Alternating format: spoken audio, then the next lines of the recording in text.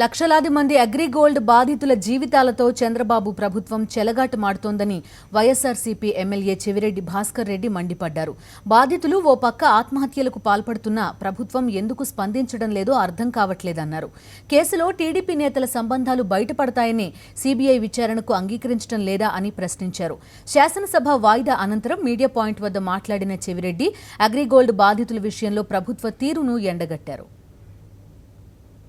6,380 కోట్ల అసలు 10,000 కోట్ల రూపాయలు వడ్డీతో కలిపితే 10,000 కోట్ల రూపాయలు స్కామ్ జరిగితే ఇప్పుడు వరకు దానిపైన సిబిఐ దర్యాప్తు చేయడానికి ఎందుకు ఈ ప్రభుత్వం వెనకంజ వేస్తుందో అర్థం కావడం లేదు.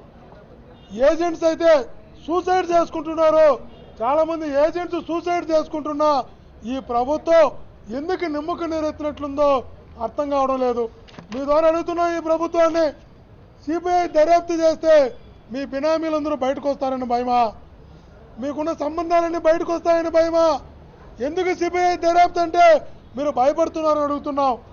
కోర్టు సిబిఐ దర్యాప్తుకు ఆదేశిస్తుందనే తెలిసి సిఐడి దర్యాప్తు అంటున్నారు. అది కూడా మీకు అనుకూలమైన అధికారులు వేసుకొని సిఐడి దర్యాప్తు అంటూ తూతూ మంత్రంగా దర్యాప్తు జరిపి ఈ కేసు నీరుగార్చేద్దామని చూస్తున్నారా? ఏం చేయాలనుకుంటారో సుమారుగా 32-33 లక్షల మందిని మీరు వాళ్ళ జీవితాలతో చెలగాట మారుతోంది ఈ ప్రభుత్వం. అగ్రిగోల్డ్ యాజమాన్యంలో ఉన్నటువంటి డైరెక్టర్స్ దగ్గర నుంచి ఎవరైతే టీడీపీ మంత్రులు, నాయకులు, ఎమ్మెల్యేలు కారు చౌక రేట్లకు తక్కువ రేట్లకు కొనుక్కున్నారో వాళ్ళని మటుకు తప్పించేస్తున్నారు ఈ కేసులో నుంచి.